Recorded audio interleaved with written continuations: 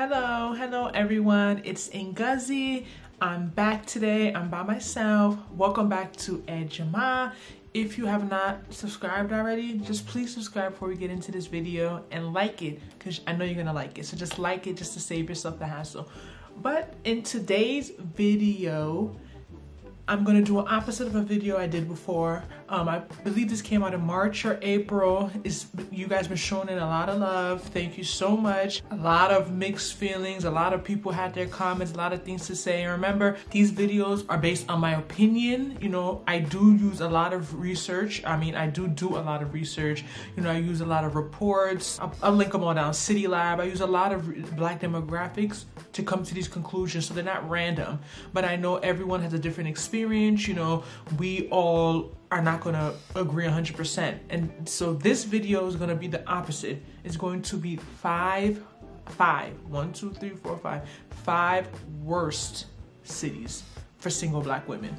All right, and what really makes this interesting is that a lot of the reports, is very difficult to find data that is specific to single women, period, irrespective of race. When people look at best cities, they're looking at things like jobs and weather and cost of living and things of that nature. But a lot of times, you know, marital life, or I wouldn't say marital, but like dating, is not something that is measured, you know? So I even use this one for the last video I did. I'm gonna make sure you watch that one too. I'm gonna put it in the description box. And City Lab, I used that one as well, and even they said that they came to their conclusion on the worst cities for Black women based on, what was it, income, health conditions, and educational achievements. And that's great and good, and I understand, like, that's very important, but like, you can still be in a town or a city that checks off those boxes but still find it hard to date. So I want to help all my sisters. You know, I'm going to give y'all the tea, tell you. I know a lot of people watch this channel. Nnena moved to Charlotte. A lot of people are thinking about where to go, where to move to. A lot of Black millennials, where to relocate to. So if you are a woman, a Black woman, if you're a woman, period, I think this can apply to you, but specifically Black woman, and you are single, you may want to avoid these cities. Not to say you can't go there, but I'm just, you know, based on even subscribers, we have conversations in the comments based on places I've been to, my experiences, places I've stayed in. Like I said, it's not a random list. I'm not just going online and just searching, I did research for y'all to come to this conclusion, all right? So let's get into it. All right, so number one, this is in no order of like the worst words to the least worst. It's just 5, I'm naming them. Number 1, Pittsburgh, Pennsylvania. All right, this may sound random to some people. Pittsburgh is in Pennsylvania. It's very deep out. It's not like by Philadelphia. You may not have heard of Pittsburgh before. It actually has a pretty large Black population. It's 23% Black, with a total number of about 72,000 Black people, and that's as of 2019. So between 2009 and 2019, 7,000 Black people have left. That may not sound as like a big number when you're considering that there's only 71,000, and between 10 years before that number was that number was calculated, there was 7,000 more Black people. So a lot of Black people are just finding it unfavorable, the conditions. I have a friend that did like a program there for 1 year. She barely even completed it. Like, she did not like it. She was miserable. She said the white people are so aggressive, it was so racist, it was so boring, it was so cold. And I have a specific article I'm a link below in the description box, talking specifically about the struggle that a lot of African Americans have in Pittsburgh, whether to stay and try and build it up, or whether to leave and, you know, search for greener pastures, because the climate is just not favorable to Black people in general, specifically Black women. Number 2 is Detroit, Michigan. All right, I have not been to Detroit, okay, but I have been to Ann Arbor. I was there for a couple of weeks, over a month, when I was doing some program in undergrad. And when I tell you, the way these women would complain about Michigan just as a whole, I was just like, what is going on? Like, it can't be this bad. And just being there for a few weeks, I was just like, this place is out. I know a lot of people that live in this area this is the Midwest in general. It just gets very bad reviews when it comes to the quality of life of Black people, specifically Black women. But it was just so weird. Like, I don't know. I went to Ypsilanti. I didn't make it to Detroit, but I was in those, you know, I was moving around a little, and just being there, I could see why people are like, okay, Michigan, no, Michigan, no, Michigan, no. And it's crazy because Detroit has a very high Black population. 78.33% of Detroit, Michigan is Black. That's like, if not the highest, one of the highest. I'll have to double check that, but one of the cities with the highest Black population in America. So that's why sometimes you just can't go by numbers. You know, a lot of times if we were thinking about, okay, on average, you know, and if we want to be real, 85% of Black men are married to Black women. 93% of Black women are married to Black men. So I know we don't want to look at it and be like, oh, don't limit yourself. You can date anyone you want. Think outside the box. The world is your oyster. Yeah, we know that. But let's be real. We're looking at numbers. Black people marry each other. Despite the controversies and everything, people try to make it seem like Black men are always dating white women or non-Black women, and it's such a trend. Like, no. Majority of Black people are married to other Black people. A high majority, very high majority, over 80%. That is the majority. Okay, so when you're looking at places, it makes sense for you as a Black woman to be like, okay, where has the highest population of Black men? It would seem like, okay, if this place has the most Black people, period, has the most Black men, the most Black women, everything will mesh. But there's so many other factors that come into this equation. Like we said, income. You could be in an area where, yeah, there's a lot of Black people, but due to, you know, a lot of policies and things, you know, a lot of things that are to some extent sometimes out of people's control, a lot of people are not doing well financially. You know what I mean? There's other factors. It's not like, oh, it's just not the numbers. Because you could, same way when I put Austin, you got to watch that video. When I put Austin on the best cities for Black women, people are commenting, oh my God, no, Austin's only like 8% Black or something. Oh my God. But it's just not about the percentage. It's about the type that's there. You know what I'm saying? If you can get what you're looking for. It's not, you can't just go by the numbers. And Detroit is a perfect example.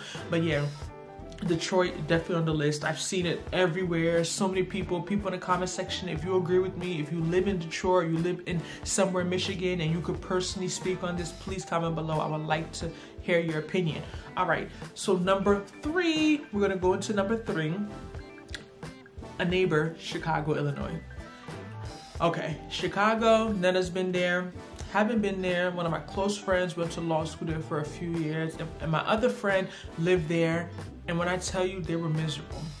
Like, they left there and never looked back. Like, they were miserable, did not like it. Dating was trash, social life, everything. Chicago, from what I hear, is a beautiful city. They have a lot to do, you know, very touristy, the Windy City. You have the Bean, you have this, you have that. I really want to go and visit. I'm a plan to do that soon.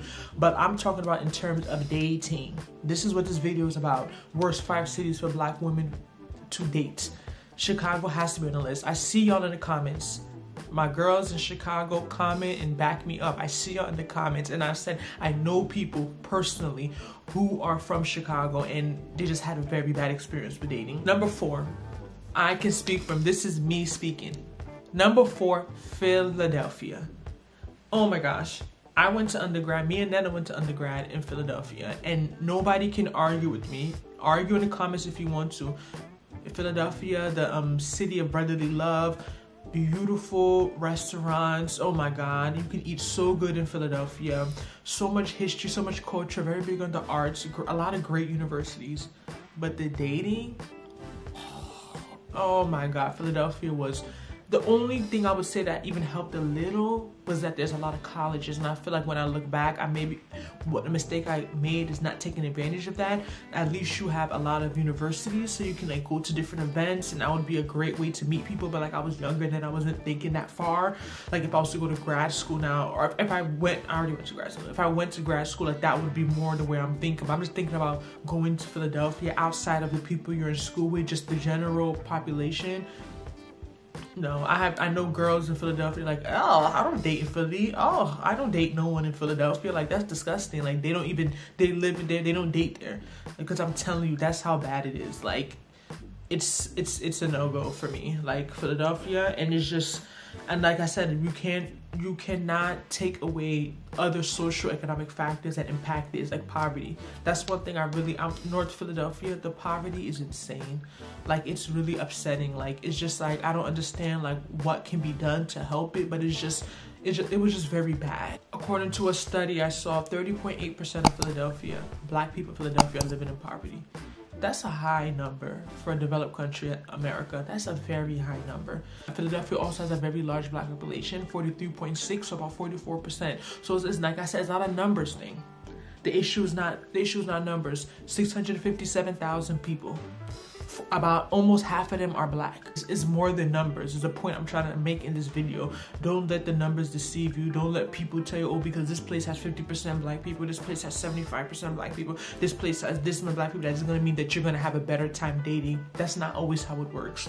Like I said, there's so many other factors involved. Number 5 I'll put on this list, I saw this come up a lot, and I even had some subscribers, more than one comment on it, and I've never been here, but based on the research I did, I would definitely put Minneapolis, Minnesota. You could just put Minnesota, but I'm just referencing like the major cities because it's just top 5 cities, worst cities for dating. Minneapolis, Minnesota, 8% Black, so it does have a pretty small Black population. One thing that really jumped out to me was the difference in the Black home ownership rate and the white home ownership rate in Minnesota. For the most part, it's always going to be a higher percentage of white people that own homes versus Black people. We know the politics and everything behind that, but Minnesota's was like ×3. What was it? 25.4% of Black people own homes, and white people 75.3%. That's literally 3 times as many white people own homes than African Americans. That shows you about the climate, and it shows you a lot about, you know, the financial situation of Black people, even their earning, the median Black income. The white median income was more than double, about $34,000 for African Americans, $78,000 for Caucasians. So like that just shows you like there's something there. Like, it's not made up. Like, that we cannot take away, basically the moral of this, you cannot take away poverty, you know, and social economic class and just take that away from the equation. It's a huge equation.